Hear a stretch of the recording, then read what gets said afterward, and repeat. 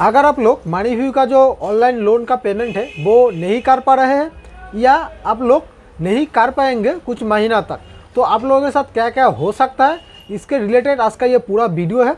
तो ये वीडियो आप लोग देख लीजिए, उसके बाद आप लोगों के अंदर से जो डर है ये लोन नहीं पेमेंट करने का, सारा डर यहाँ से ख़त्म हो जाएगा। ठीक है, और चैनल को आप लोग जरूर सब्सक्राइब करके रखिए, क्योंकि लोन के संबंधित बहुत सारा टॉपिक में यहाँ पे चैनल में डालता हूँ। ठीक है, तो यहाँ पे देखिए, आप जो लोन लिए है वो आप पर्सनल लोन एक लिए है। ठीक है, वो आधार कार्ड, पैन कार्ड और आपका जो सिविल है, ये तीनों चीज़ दिखा के आपको ये लोन दिया गया है। मतलब आपका जो ये लोन है ये एक अनसिक्योर्ड लोन है।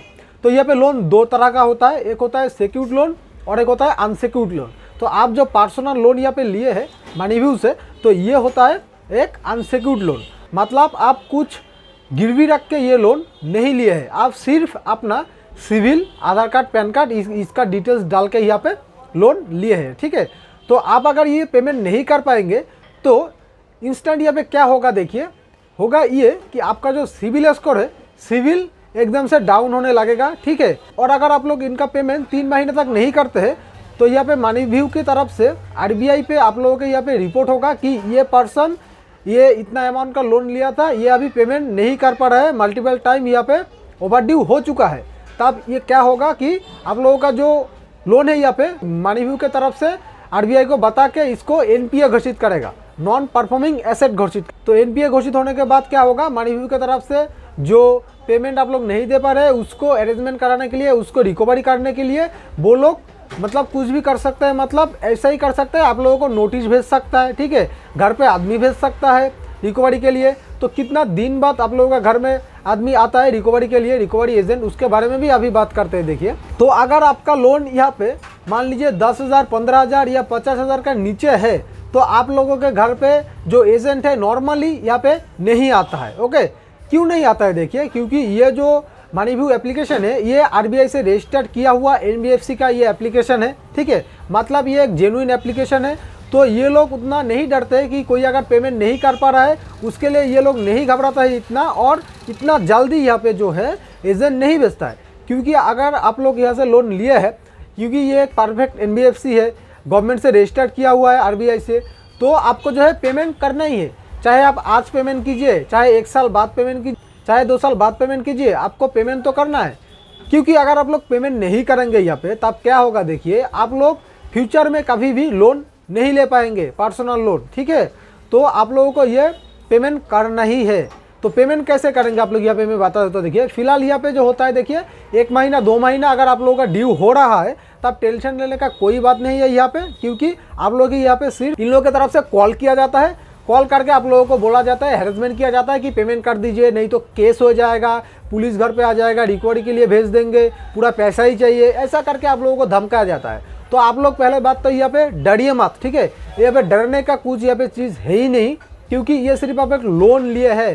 ठीक है, कोई गलत काम आप लोग नहीं किए हैं, कोई क्रिमिनल एक्टिविटी यहाँ पे आप लोग नहीं किए है। लोन लेके लोन नहीं चुका पाना ये कोई क्रिमिनल एक्टिविटी में नहीं आता है। ठीक है, तो इसके लिए कोई पुलिस केस यहाँ पे नहीं होता है। अगर आप लोग इन लोगों का 1 लाख, 2 लाख या 3 लाख ऐसा कुछ अमाउंट, बड़ा अमाउंट लेके रखे हैं और आप लोग पेमेंट नहीं कर पा रहे, तब आप लोगों के ऊपर 1 साल बाद या 1 साल के पहले भी ऐसा देखा गया है, ऐसा होता है कि आप लोगों के ऊपर लीगल नोटिस आता है। ठीक है, पहले डिमांड नोटिस आता है कि आप लोगों का इतना ड्यू है, आप लोग ड्यू को पेमेंट क्लियर कर दीजिए। उसके बाद आर्बिट्रेशन नोटिस आता है कि आप लोग हमारे यहाँ पे आइए, आके बात कीजिए, या ऑनलाइन पे आर्बिट्रेशन यहाँ पे प्रोसेस को आप लोग अटेंड कीजिए।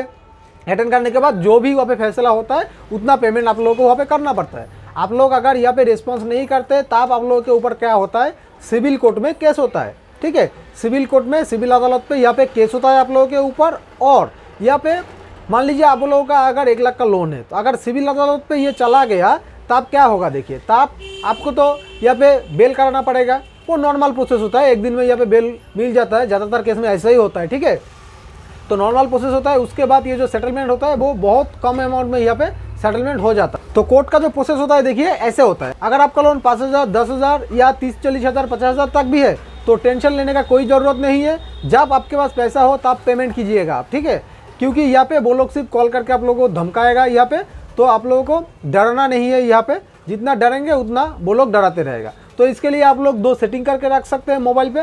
क्या सेटिंग करके रखना है उसके लिए मेरा चैनल पे वीडियो मिल जाएगा, ठीक है, कि लोन हैरेसमेंट का क्या सेटिंग है, वो वीडियो आप लोग चैनल पे घुस के देख सकते हैं।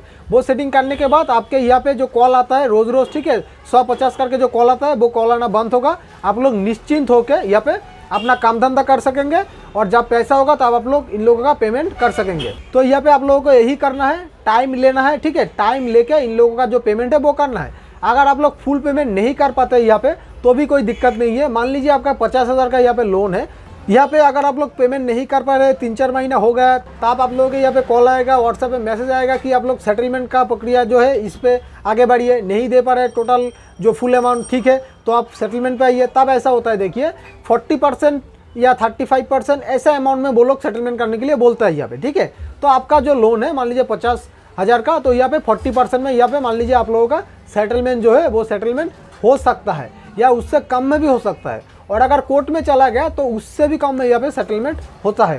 तो आप लोगों को करना क्या है, देखिए कोर्ट कचहरी में नहीं पड़ना है, यहाँ पे आप लोगों को उससे पहले ही इसको कंप्लीट कर देना चाहिए। मतलब सेटलमेंट कर दीजिए या पेमेंट कर दिए, कुछ भी एक चीज़ आप लोग यहाँ पे करके रखिए, ठीक है, क्योंकि जब कोर्ट में ये केस जाएगा तो आपका भी परेशानी होगा, वो पे जाना पड़ेगा, ठीक है। तो उससे पहले आप लोग ये जो पेमेंट है इसका फुल पेमेंट कर सकते हैं, नहीं तो इसका जो है सेटलमेंट आप लोग करा दे सकते हैं, ठीक है।